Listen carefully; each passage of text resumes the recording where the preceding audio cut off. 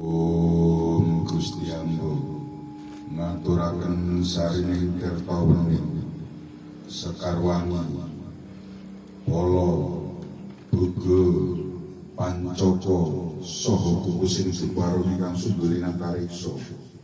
kunjung ngarsa pepadhanipun Gusti Digulun Sang Hyang Adi Buddha. Om sembah sungkem ambo kunjo ing ngarsa pepadhanipun Gusti Digulun Sang Hyang Guru Jagatnata panutan kang murba misesa Sang Hyang Adi Buddha Hyang Maha Suci sumber sansah ing Tribawana